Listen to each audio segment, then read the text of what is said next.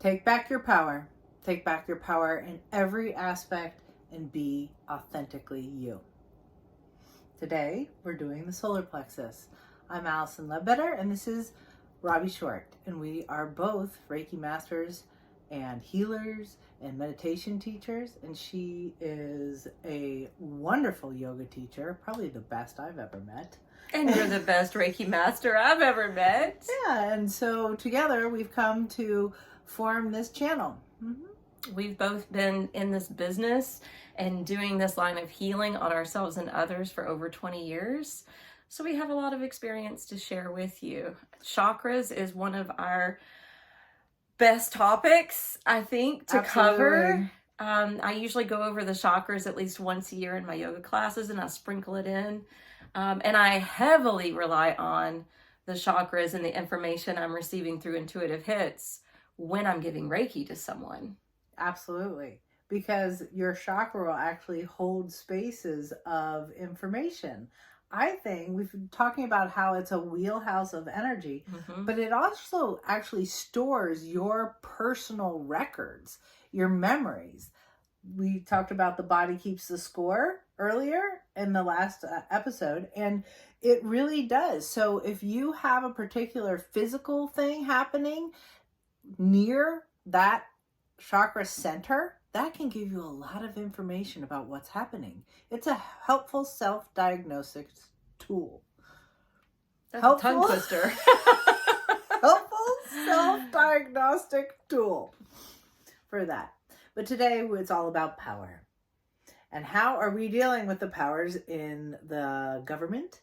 The power that controls a lot of us. I think children feel power over them in school. We have a lot of structures in our society that truly represent power over. And how do we take back our power? We're really seeing an upheaval, though. This is an upheaval of awareness, taking back our power, mass consciousness, really becoming aware of what they're creating. What are you seeing that you're liking or disliking in the public eye?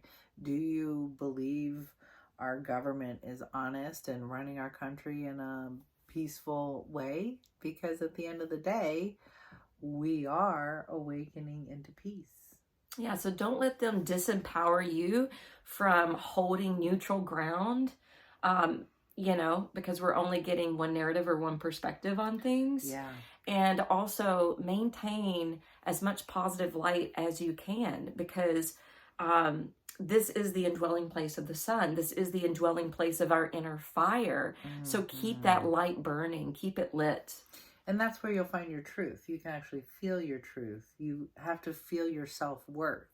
Sometimes when we have big scare tactics, we get derailed in our self-worth. We start to really question, are we safe? You are safe when you're connected to the divine. It's like one of these principles that go hand in hand. When we live connected inwardly, when we live connected to each other, we create safety and love for each other. One of the things that we're really seeing in humanity and in our awakening process is this concept of unity. We are evolving into unifying. And this is a really important perspective if we're going to heal our consciousness, our mass consciousness. And what does that really mean? It means you come together internally within yourself, and we won't do such destructive behavior that tears us apart. We won't be threatening wars. We won't believe that we have power over other beings. We'll want to uphold them. Well, the way I see our shift in consciousness happening is that we're moving from those first two chakras of survival and actually into the power center of the solar plexus and into the heart. The heart really resides in the fifth dimensional space. It's your higher consciousness. We're moving our consciousness from those first couple of chakras, being connected to everything physical, everything external being more important than the internal. So as we shift into this new place of consciousness, our vibration is rising, and we literally, these old ideas fall away because you are connected. And Literally, it's in a higher dimensional space. I heard a saying the other day, and it evidently has been around because I Googled it because I'm like, whoa, that's fabulous. We have to purge to emerge. And so if we think about all that we're holding here that may disempower us, or like you were saying, judgments from other people, or opinions of other people, then threats. If we're purging that, then we can emerge as we move up into the heart center. Absolutely. I love purge to emerge. It's beautiful.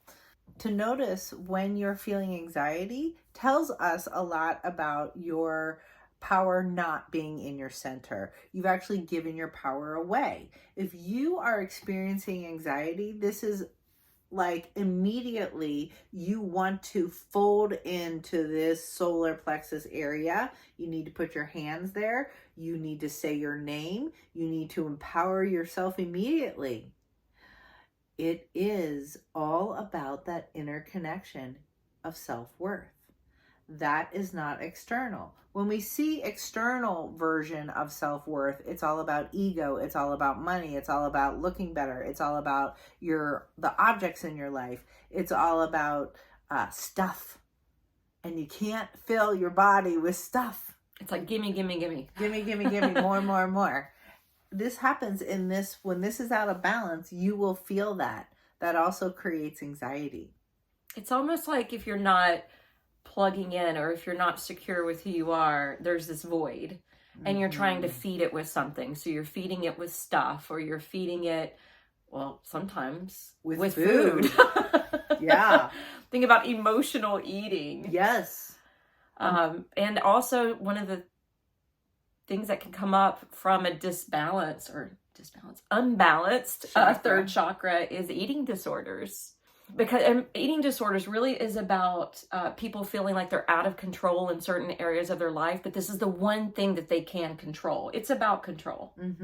And self-worth and beauty. And another aspect of the solar plexus when we're talking about eating disorders and control is also cleansing. The liver is held in this chakra, and the liver cleanses your body so you can let go of toxic beliefs about yourself, judgment from others, judgment of yourself, to detox your mind and also detox your body is really important for upholding balance in this chakra. Allison and I were just saying, this series that we're doing, and we're only on the third one today, we're starting to see some healing that's happening in our own life. And we hope that as you're taking in this content and as you're applying some of this information, you're also noticing maybe how it's showing up for you. So for instance, I've been noticing, day to day, I'm either in my power or I'm feeling a little off kilter or disempowered. And one thing that occurred to me over the full moon, because I was thinking I scaled through the weekend, I didn't have any restless behavior, I wasn't triggered, it was smooth sailing. And then all of a sudden, boom, I realized that there was a conversation I had last week. I was having a complication with Zoom for my online studio. Basically, they were taking a lot of money out of my account, and my account was dwindling, and they were supposed to refund me. And instead of refunding me, they took more money out of my account. And calling them on the phone, I had to make multiple phone calls, but I found myself saying, I'm just a yoga teacher. I'm just a yoga teacher. Because they were treating me and looking at me with this account like I was, some CEO of some big company that had 300 people on Zoom with me, and that's just not the case. And I realized it after the fact, days later, and actually cried on the way to the studio, going, why was I so insistent on saying it that way? I'm just a yoga teacher. And it's not because I devalue myself, because I know there's a lot of value in what I teach and how I teach. And I was realizing it was really about societal standards. And you put yourself small. Yeah. You were saying, I'm just a yoga teacher. This position doesn't have value in the real world. Why aren't you getting that? That is a huge problem because it's a deeply spiritual practice that she brings to so many people. And I've seen people make profound changes and have profound healing due to this practice. So you have to actually change. Shouldn't minimize it. Right. Just because I, don't get a certain dollar amount for it does not mean that I should belittle that or myself in any way whatsoever. So this kind of change is what we really want you to kind of examine in yourself. Where are you insulting yourself? Where are you saying, how do I fit into society? And am I making myself small to fit in? You were saying, I'm just a yoga teacher, right? But I would say it was like, you're the most amazing yoga teacher. The solar plexus, though, is about how we say things and how we feel them in this interaction with the outer world. So if you can notice something like that in yourself, it's a wonderful chance to change and to grow.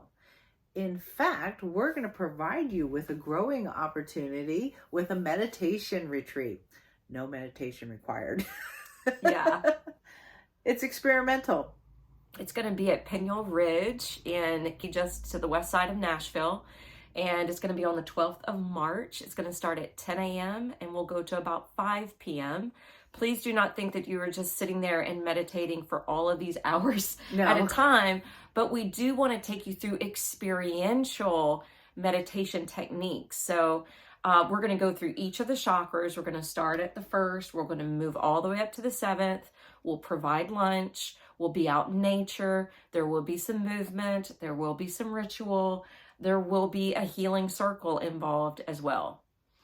I love that each chakra has a different form of meditation or access. So we will have a labyrinth planning on a fire. We're going to do a shamanistic journey into... We have a lot planned. We are so excited. And this again is March 12th from 10 to 5. And the cost and location and all of the things will be below in our description. Please like, share, and subscribe to this channel. Because this is a teaching tool and we're hoping to help you evolve. One thing when my child started kindergarten, what I was grieving the most was I had pretty much been the primary caretaker and had been molding him and teaching him in certain ways. And then all of a sudden I'm handing him over to a school where he's going to sit for 7-8 hours a day. And I thought, what kind of programming is he now going to get? And honestly, I tell any parent who is about to send their child to school, this is the end of the innocence.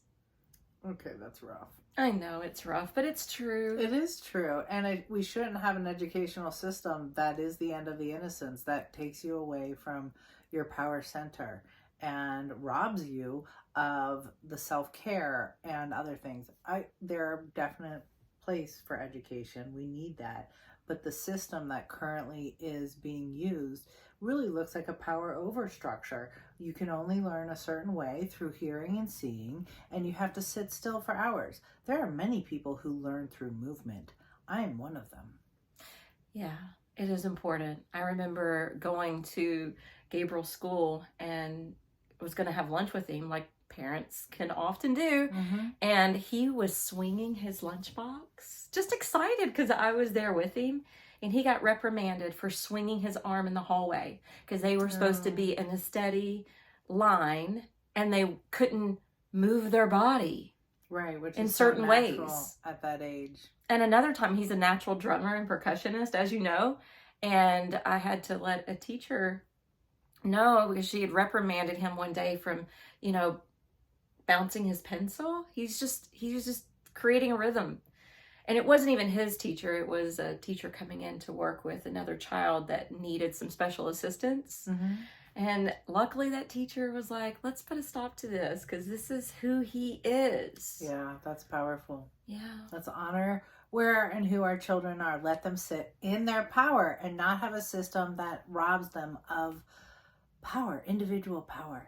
What I've been noticing more and more in the news and more in things that are coming out is that there has been so much control and manipulation with what the government feeds us in their narrative, what the media feeds us from their narrative, and how they're so intermixed and intertwined. Mm-hmm.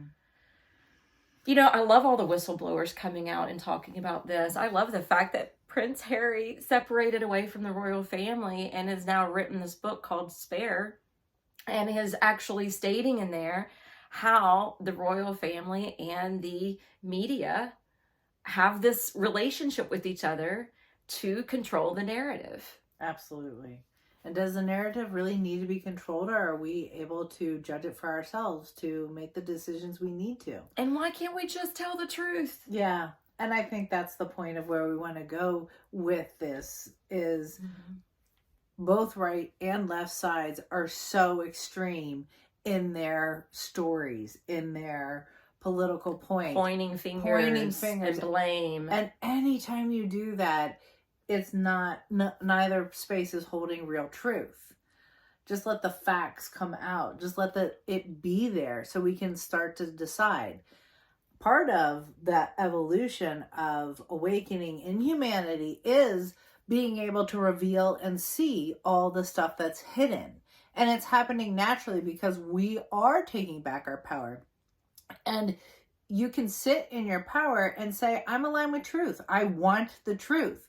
No matter how hard it is to look at, let's see what's true. What's aligned with spiritual law. That is true. I think some of the truth that comes out is so hard to even process that people don't even want to know the truth, because that's where that statement comes, ignorance is bliss. Right. They would rather not know. But this is important for what we're talking about today with the third chakra, because manipulation, control, any type of dominance or violent outburst is going to affect us in this field. And again, this is, you want to take back your power doesn't mean you have to become loud and protest and fight. That's not what we're talking about. Taking back your power is just a willingness to see the truth. Yeah. And to hold space for what's right and wrong. What honors love and is fair for everybody versus what's not fair. I have a great example. And this can, if we look at who really put the finances and the money into developing the vaccine, right? It was the taxpayer dollar. And then you're watching all these corporate pharmaceutical companies get all the profits. But it was our dollar, it was our taxpayer dollar that funded most of the research to get this stuff done. So part of my structure would look like, could the money go back to the source? And why are we getting charged for something we were paying for in the first place? Interesting. So really start to examine and look at what, follow the money. That's always Follow the money. Follow the money. Yeah. Start looking for that, you guys. Who's funding things? That's a really... Instead of looking at their personalities on the screen going, oh, I do trust them or I don't trust them. Oh, yeah. Don't research a little bit more, follow the money, and you'll see where the corruption lies. Yeah. So there's two forms of power, which is a great time to talk about this. The solar plexus, real power, is the I am. And it is your true individual personality, who you are going to show up in the world as. When it's out of balance, it's about controlling others and manipulating. So taking back your power really is about seated in a divine aspect of yourself that is physically creating into the world. Looking at the chakras the other day, and the first chakra, the root chakra, the foundation, which is about survival skills, is about self-preservation. Mm-hmm. And the second chakra, which is about the seat of pleasure, self-gratification. And then you get up to this higher one, the third, the solar plexus, it's self-definition or self-identification. Mm-hmm. So it's what we're identifying with, our likes, our dislikes, anything that we're drawn to or repelled from is shaping that part of ourselves. And it's also the center where we can feel separate from. Separate from other people, because it's got such an individual kind of characteristic? Like, what is my Yes. individualness? What is my personality? I mean, you Yeah. said that as it shows up. It's yellow and it represents the fire element. And the fire element in yoga is called Agni. And Agni is the inner fire or our digestive fire, but it's also the fire of transformation. So I always tell my students the third chakra or the solar plexus or digestive system is not just about digesting and processing the food we eat, but how are we digesting and processing life, information, experiences that we have. It's a really important piece of it, the digestive piece. I love this reference, digesting life, digesting emotional responses. It's really important to allow yourself to experience your truth. And this happens through this chakra. It's called the Manipura Center, which means filled with jewels or lustrous gems. And if you think about it, this is where the majority of our organs are. Our major organs. Is in this third chakra. This is a place where the yogis call the indwelling place of the sun. Nice. And I think, ooh, solar plexus. Right. But this is where we build heat in the body. Think about if you were, doing any type of core work, that's going to immediately build heat inside. And I read this from one of my books, that fire actually transforms matter into heat and light. Wow. And it helps to light up the unfolding consciousness within. That's beautiful. Yeah. It lights up the consciousness within. I love that. That's really beautiful. So this is also about, I sometimes refer this to the heart, about letting your light shine. But I think this is too, because this is where we can exhibit our confidence, our self-esteem. This is where our passion burns. Absolutely. And what gives us the will to act on it or to go for something. It's our motivation. It's our inner strength. It's our perseverance. Absolutely. It's how are we showing up? And when we block it, you'll actually find liver conditions. When you block your power, when you say, when you get small, when you don't show up, when you don't back yourself up, when you don't stand in integrity, when you shrink from self-esteem, you will actually have problems in the liver. The liver can be very explosive in its nature and hold anger there if you're not expressing who you are. And I can pick this up on people when I'm giving them Reiki. If I have my hands on their solar plexus and it's all the energy is like really active, like volcanic underneath the hand that's over their liver, I'm like, you're really angry about something. And they're like, how did you know? I'm feeling it energetically. Same thing on the other side would be the sweetness of life, the pancreas. Yes. And it's also with the stomach, you can also develop ulcers if you're under a lot of stress or you're not handling your stress or dispelling your stress. That can really collect too.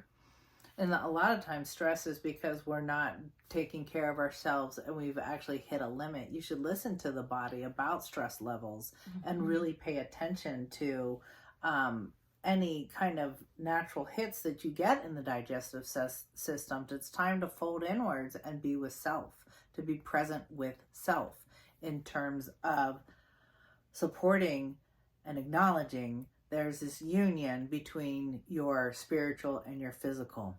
It's very important, that blend. And this is a good center. Absolutely. I mean, it is the gut, and we think about gut feelings. Yes, have a gut feeling. Take care of yourself. Even though the heart's the true intuitive center, we might feel it in our gut. Yeah. And the gut is also considered the second brain. And a lot of people really work from the intuition from this space. They're really important. I also want to say this is the seat of our power. So when we get anger and feistiness, when we block that power, but this is also, we give up our power. And we see this a lot in healing in terms of keeping other people's opinions in this space or having a lot of judgments about self. And when we really give up our power, we give way to having attachments.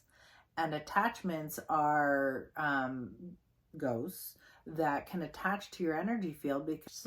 And I have had a number of times when I am doing healing work on somebody and they have an attachment, it will show up through this chakra. It will actually rise out. The first time it actually happened to me, I had my hand over the solar plexus area, so above the belly button and between the two rib cage there, and a being, a ghostly kind of shadowy energy came up and literally tried to punch at me. And I was like, whoa, I physically reacted like, what just happened, right? And it came out of the solar plexus. And they had given their power over to an entity that they couldn't see. So this is a really powerful place, or it's a really important to take back your power. And some affirmations to help that is, I am releasing so-and-so's energy from my body from now into the future. I am permanently releasing like my mom's energy from my body from now into the future. Or I'm permanently releasing that boyfriend that was terrible's energy from my body. You can even say, I am releasing any foreign entities from my energy field and body. Take back your power. Okay, you know I have to sing it. Okay. Power to the people. Nice. Isn't that wonderful? It is. Yeah. When we take back our individual power, we take back the power and control that's happening over us. That's that beautiful union with mass consciousness. If you can be powerful within your own truth and your own knowledge, you are standing up for what we will put up with in the world. Yes! Because I was just thinking of Gandhi's famous quote, be the change you want to see in the world. And if we don't want to be manipulated and controlled anymore, if we don't want all this programming or all these like narratives happening, it has to start within. Absolutely. So if we gain our power back, we're joining the collective. And if they're gaining their power back, the power to the people. But to take back our power literally means we want to be treated with respect. We wanted to be honored in every single way. I want to honor you. I don't want to control you. I would think, because this is our individuality, yeah, that it's about us all being unique individuals. We're Absolutely. all unique expressions of the divine. So celebrate that. That is a beautiful way to put it. And no control over other people, even your children. I think that's a lot where we have power over, or discrimination, or I'm better than you. That's all self-judgment, people. You are actually judging interiorly. If you are projecting that, if you think you are better than somebody else or wiser, that is a really good indication that you need to do some self-healing. Own that. Take your power back. You're good enough. You're beautiful. You're loved. All of these wonderful things. Believe in yourself. The divine believes in you. Believe in yourself. Be your power. You know, Kahlil Gibran, do you know him? Oh, yeah. So he wrote The Prophet. If you haven't read The Prophet, read The Prophet. It's amazing. And there's a section in there on children. And he talks about, you are the bow, your children are the arrows. And the idea is to set them free. Mm-hmm. Let them be them. And you do not own your children. They come through you. Come through you. That's all they do, is come through you. And you are sitting there holding space. Yeah. We hold space. Can you tell we have teenagers now? Woo! Oh, and helping build your children's self-esteem. I mean, really think about how important that is, and not that false sense of self-esteem where you're being told that, oh, you're just as good as that next guy. You are just as loved, and we all are unique, and we all have a special expression in the world. I think that's more powerful than saying, oh, you're completely equal to the person next to you. You're equally loved. That's a guarantee by the universe. But you're unique. You get to be unique. You get to be special. You. Yeah. That's the beginning of that. Unique. Unique. Your center of self and who you are is divinely purposed. So I think I have so many people come into my office and they're like, I just want to know who I am. It's like, well, I can't tell you who you are. Only you can tell you who you are. I can hold space for you to discover who you are. Yeah. And that's an inward journey. And it's always unfolding. There's no landing spot. Like, oh, I don't go around going, I'm a healer. No, I'm Allison and I am ever evolving. And there is a layer after layer after layer awakening. I have a sense of self. I'm seated in my power. I'm in the now moment. I'm an individual. I have integrity. And all of that is evolving. We're so loving at our core. We're so nice when we're at peace here. When you're really in your power, you're really kind. Yeah. If you're in your power, then that will feed. It's like all of them build on top of each other. I'm not going to get ahead, but it totally will feed your heart chakra. Because it's in balance. It's like building blocks. Sit in your power. Be brave enough to sit in your power. Something I wanted to mention, since we mentioned it in the other two videos, Rudra and Lakini are the Hindu deities, at least in the Indian system with this third chakra. And Rudra was kind of like Shiva, maybe an incarnation of Shiva, who had a bow and arrow, and the symbols were lightning and fire, and he was all about transformation. So again, it goes back to that inner Agni of transformation, and Lakini was equally about that. And the planet for this section is Jupiter. So Jupiter is the planet of expansion. That's good. And it's also about the knowledge you're gaining and what you do with that wisdom. So think about what I mentioned about the process of the way we're processing life and conversations and experiences. The wisdom we gain from that, how are we going to use it or put it forth into action? And that brings up a wonderful place. How do we show up in the world? Our action into the world really comes from this chakra.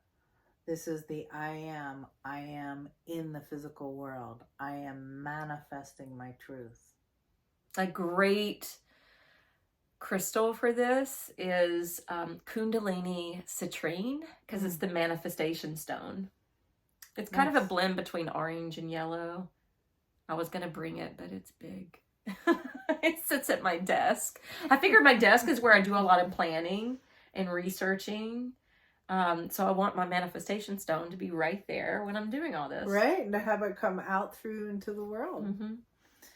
All right, we shall sit and meditate now. So let's take a deep breath in and close our eyes and get your body comfortable.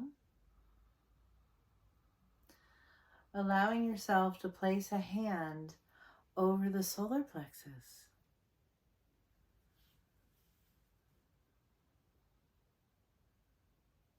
And as you breathe, affirming, I am.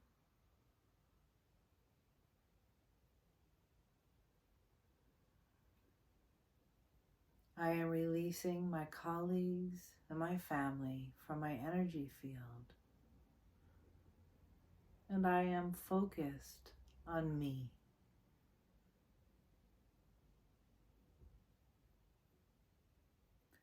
I am.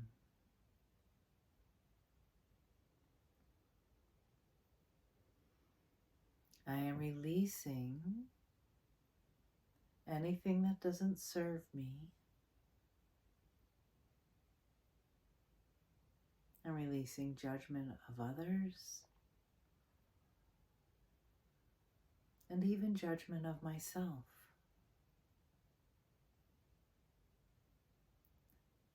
I am.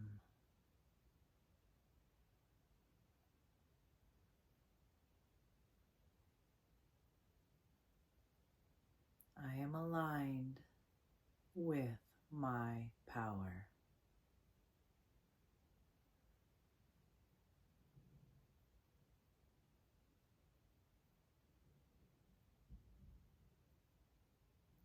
I love and honor who I am.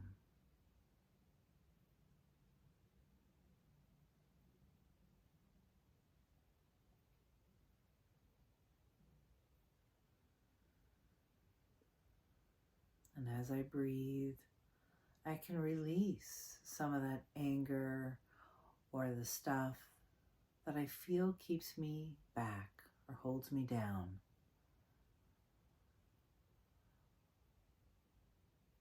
I let it go so I can expand. I honor my voice, my power. I honor my truth.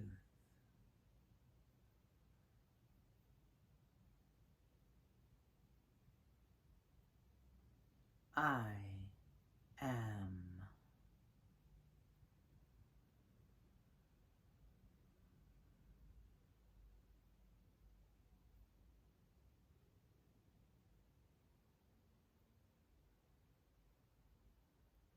I let go of controlling others and being controlled.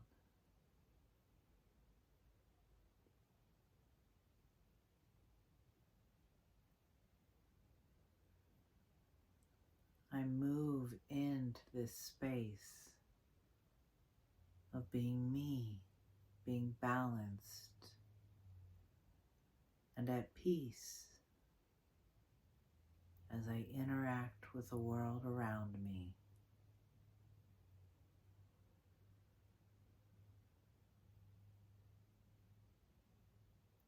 I am.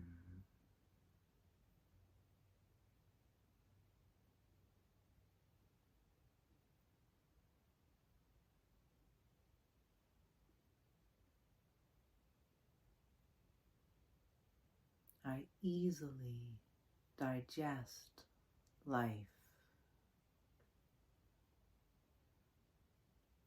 and I let go of anything that is false.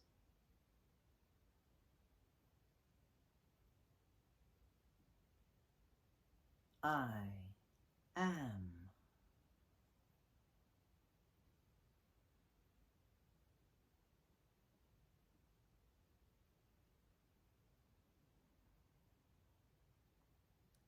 I honor and love who I am.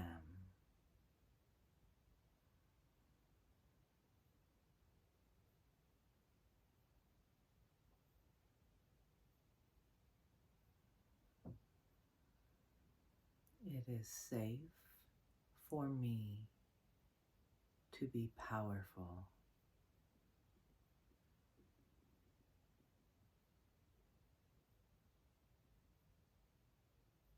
It is safe for me to be exactly who I am.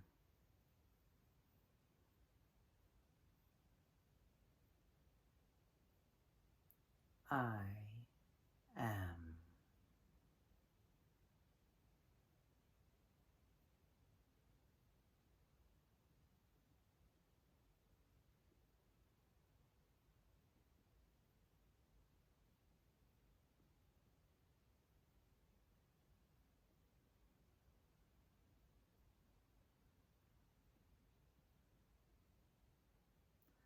I love who I am. Have a powerful week.